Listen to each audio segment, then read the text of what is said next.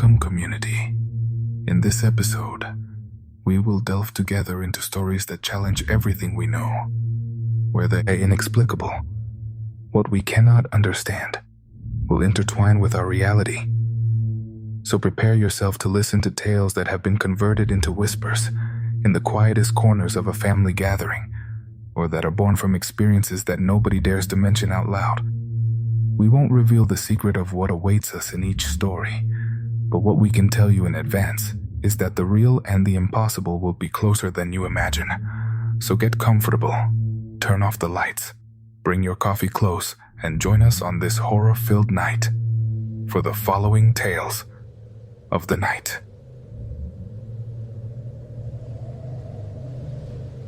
How are you, community? I hope everyone is well. I have been listening to tales of the night for a long time, but I had never dared to write my own.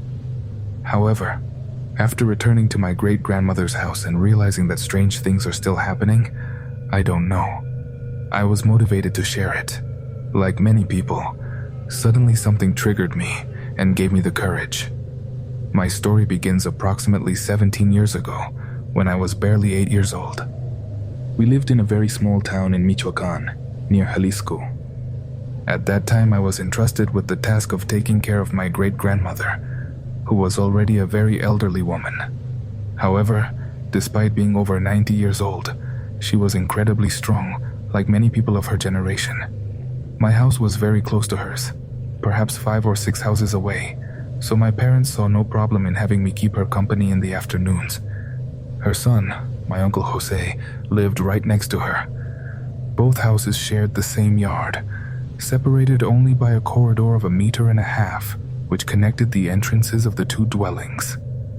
I would take care of her from 7 in the evening until around 10 or 10:30 at night, since my uncle sold steamed tacos, which to this day he has not tasted the same way again. His daughters would help him, and because of that, I would stay with my great-grandmother, and at the end of the day, one of them would stay to sleep with her. And well, my great-grandmother was a deeply religious woman. She would spend the day sitting in the living room armchair, praying in a low voice, almost as if mumbling. She barely spoke, perhaps because with age, she had begun to lose her speech. But what she did do was pray. She would pray all the time. In fact, at first I didn't understand why she did it so much. From the first day, I began to feel a strange cold when entering her house. A cold that chilled my bones from the inside. Crossing that corridor that divided the houses generated a strange sensation for me, as if an invisible weight fell on my back. And when I returned to my house, I always had the feeling that someone was following me very closely. Although every time I turned around, there was no one, nothing strange. I remember that after the first night I was there, I began to have recurring nightmares. I had never dreamed before, or at least I didn't remember it with that house. But from that first day, every night was the same. Nightmare after nightmare. I would wake up drenched in sweat, not knowing how to explain what I felt. When I arrived at my great-grandmother's house, she was already in the armchair, praying in front of the door while I sat in the other armchair watching cartoons on television. I took advantage of the fact that I could watch programs that were not allowed in my house. However, out of the corner of my eye, I began to see shadows moving from the kitchen to the rooms, towards the bathroom. Sometimes the shadows seemed to go in another direction. I always wanted to think it was just my imagination. I would look at my grandmother and she continued praying without being fazed.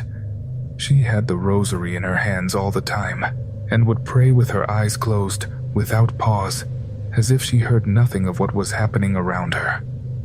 But as the days went by, things were intensifying little by little, and it was that I was no longer just seeing shadows out of the corner of my eye. Now I was also hearing noises, footsteps, furniture moving, things that seemed to fall in the kitchen or in the rooms. But my great-grandmother, as always, did not react at all. It seemed that none of that affected her, that she could not hear anything. Until one night, when I turned off the television to leave, I saw something that left me frozen. I saw the reflection of my great-grandmother in the turned-off television, and right next to her was a seated figure. It was much taller than her, even while sitting, wearing a black tunic, and it had its head covered with what seemed to be a veil. From the fright, I ran out of the house and almost collided with my uncle in the corridor. But the fear I felt was so great that I ignored him and continued running to my house without looking back, because I felt that someone was coming right behind me. I arrived pale and told my parents what I had seen. They tried to calm me down, telling me that maybe it had been a reflection, an optical illusion, but they did so while looking at each other, as if they knew something I did not. That night was terrible. I dreamed of the silhouette I saw, but in my dream, it followed me everywhere.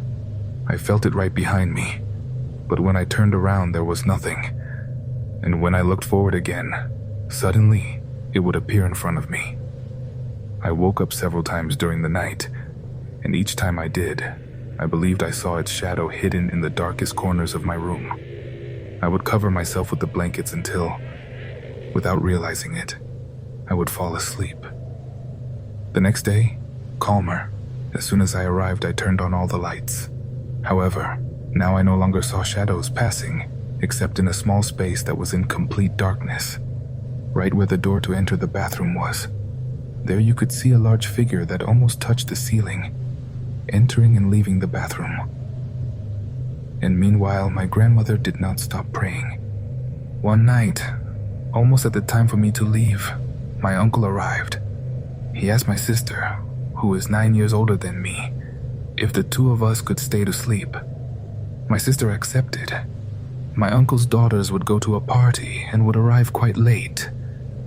So it was either that or my great-grandmother would be left alone. I could not bear the idea that something had been in the darkness all that time, and I had a bad feeling. Approximately 10 minutes later, my sister arrived with my pajamas and everything I needed to sleep there. We let my great-grandmother finish praying. We took her to her bed, and my sister told me to change in the bathroom while she would change in the room, in that bathroom where I had seen that thing enter. When I was inside, fear invaded me. As I took off my shirt to put on my pajamas, I felt a large, cold, and very thin hand touching my back.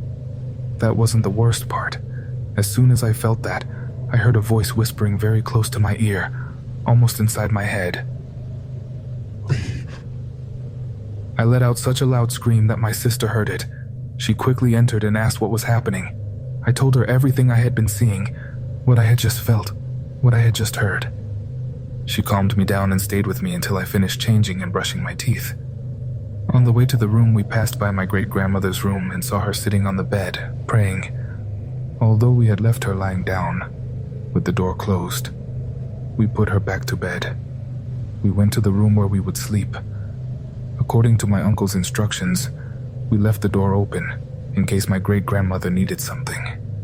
In the room, there was only a bed and a window through which some light from the street lamp entered. While we tried to sleep, silhouettes were visible, silhouettes of people passing from one side to another outside the window. In the street, they laughed, mumbled things that could not be understood. I asked my sister if she also heard them, and she responded that yes. And then she said a phrase that still gives me chills. She said yes, she heard them, but what truly scared her was what was at the room's door. I slowly turned towards there, and there it was, the same silhouette I had seen before in the darkness of the corridor.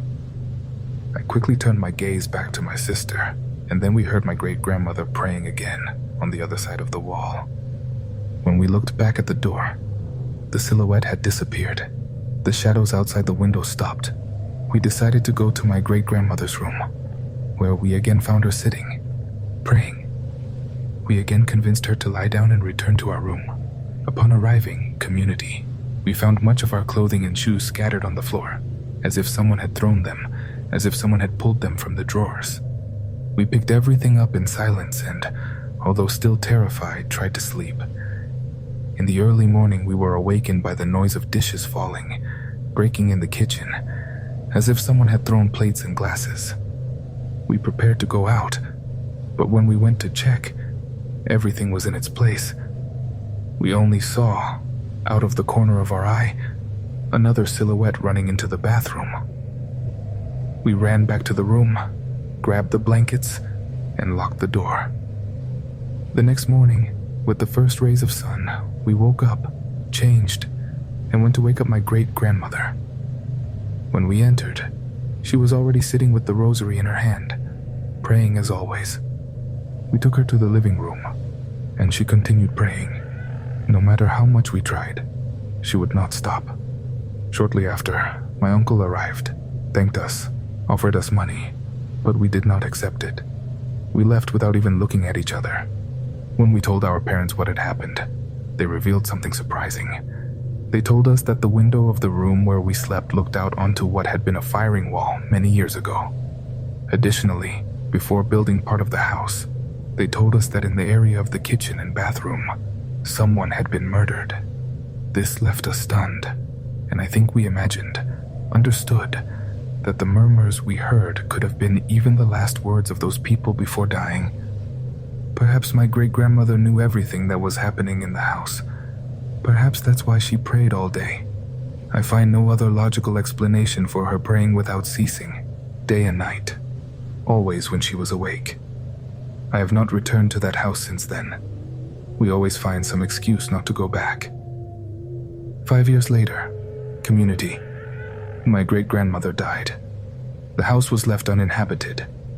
My mother says that weeks after her death, one of my aunts wanted to go clean the house. But upon entering, they again found footprints in the dust, as if someone had walked from the kitchen to the bathroom, or to my great-grandmother's room. This occurred every time we tried to clean. There were always footprints or things thrown without explanation. A few days ago, community, we went to remove some furniture from the house. The first thing we noticed upon entering were footprints, and at the end of the corridor, in the shadows of the bathroom, there was again that same silhouette I saw so many years ago. That image made me remember many things I had forgotten, and since then, I have been having completely lucid nightmares. These make me think that whatever it is still there, that we never left it behind, that there is something we must pay for. Thank you for your time in listening to this story. Thank you very much, community.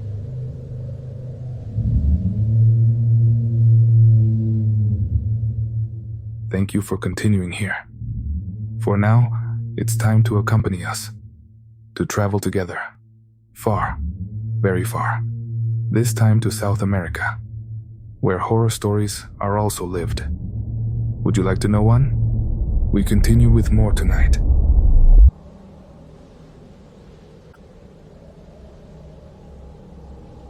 I could say that I am desperate, although perhaps it doesn't seem that way.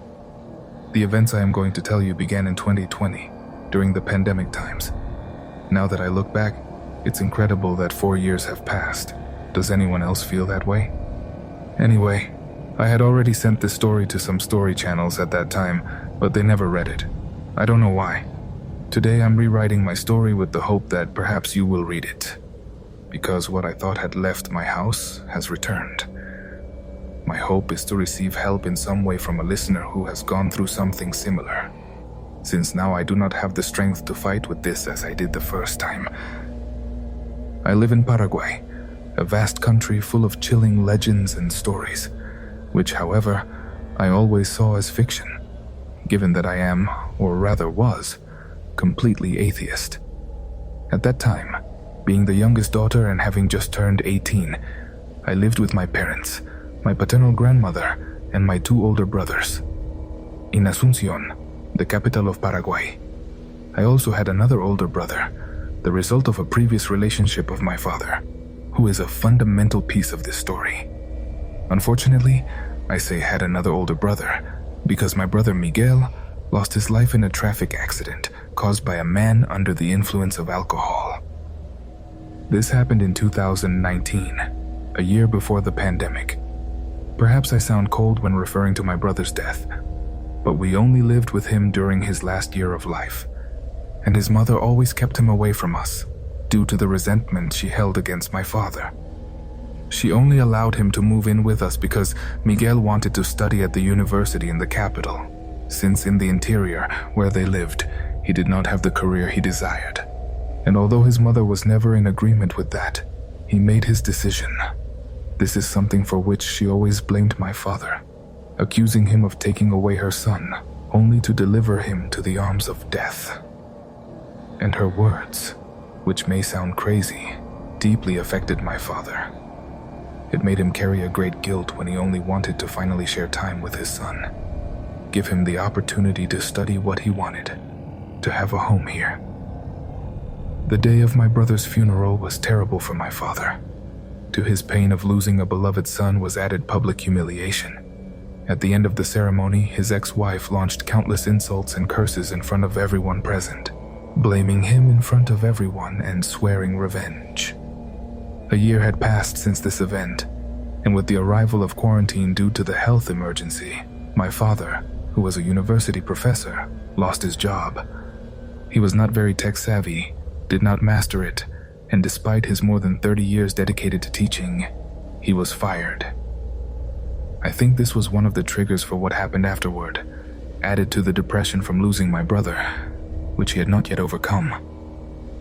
The situation was aggravated by the lockdown, and with a new loss in the family, almost a year after Miguel's death and among the first infected in the country, everyone in the house tested positive for the virus, and unfortunately, COVID took my grandmother, who was already elderly. This community was the final blow that completely destroyed my father's already very weak heart, who could not even say goodbye in person to his own mother due to health restrictions. And 2 days after my grandmother's death, exactly 1 month before the first anniversary of Miguel's death, I experienced one of the worst days of my life. I saw an image that I will never be able to erase from my mind. My father, who had decided to end his own life in the house. I do not want to give details, since I know that due to the sensitive nature of the topic, platforms might censor my story. I can only say that after being locked up for several hours, we called my father, but he no longer responded. So Carlos, my older brother, broke down the door, and we found him. We found him with an expression of terror, of sadness. I cannot explain what we felt seeing that scene. It is something that only people who have gone through something like this can understand. In the center of the bed, my father had left a letter and a photograph of him with Miguel as a child. This, along with the presences that arrived after that day, was the only thing he left us. I refused to read that letter for a long time. I was still too young to understand depression. And in my pain, I came to hate my father. I felt he was a coward for leaving us alone, and there is no explanation for what he had done. The first month after all that, I was so distracted that I did not realize that several paranormal things had begun to happen in my house. Several times I dreamed, or rather, had nightmares with the image of my dead father, sometimes asking me for forgiveness. My mother and siblings insisted that I read the letter and forgive him, that perhaps he was not at peace without my forgiveness.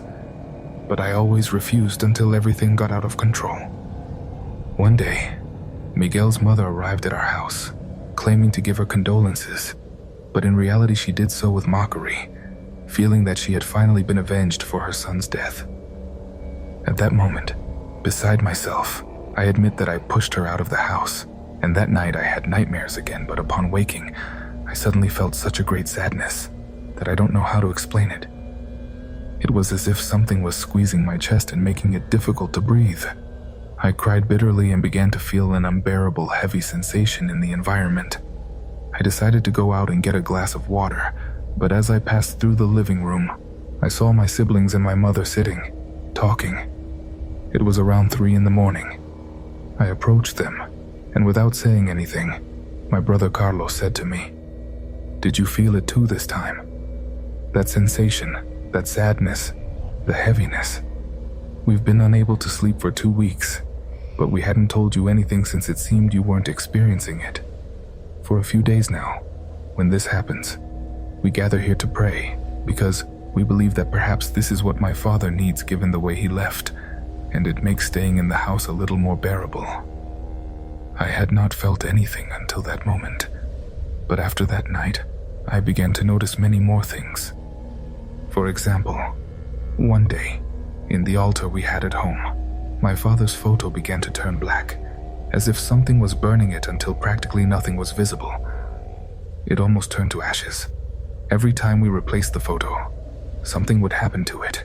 It would fall, break, or simply wouldn't last long on the altar. We discovered that this horrible and inexplicable sensation significantly diminished if we kept the lights off and prayed in the darkness. And I, although I was an atheist, began to do so. One weekend I was left alone in the house, as my siblings were working their shifts. I tried to relax and sleep early, but as night approached, fear took over me because I knew what was coming. The sadness, the darkness. I turned off all the lights and went to bed. But the sound of a door opening woke me up. I looked at the time. It was 11 at night. I thought it was my brother who had returned, so I got up. When I went down the stairs, I saw a shadow pass by very quickly. I called out my brother's name, but he didn't respond. I remained silent, halfway down the stairs. But at that moment, I heard a whisper that grew louder and louder until it became a scream right behind me. The worst part, community, is that the voice was very similar to my father's, but at the same time distorted. And from beyond the grave, I swear by what I love most, that thing spoke to me saying, "Are you afraid, daughter? Are you afraid of your father? Do not fear. Come to me. I will show you what you want so much. I will show you what hell is like, where those who take life from us go." I ran up the stairs, but when I got to the top, that heaviness prevented me from moving forward. It seemed to want me to stay there and listen to what that thing had to tell me. I tried to remember any prayer, whatever it was, and I began to pray.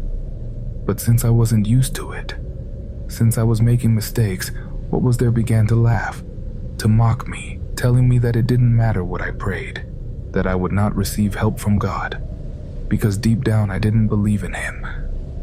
I tried to go up again, but that thing pushed me back. I ended up falling. I passed out and only woke up when my brother arrived and helped me. I apologize if the story is long. I don't want to overwhelm you. But these are just some of the things that happened. Although they calmed down for a long time after that, they are slowly starting to happen again in my house. This time they are also happening to my siblings, to my mother. I hope to write to you again soon if you wish. For now, it's time to say goodbye. Good night, community. And I send a hug to all of us living with absences.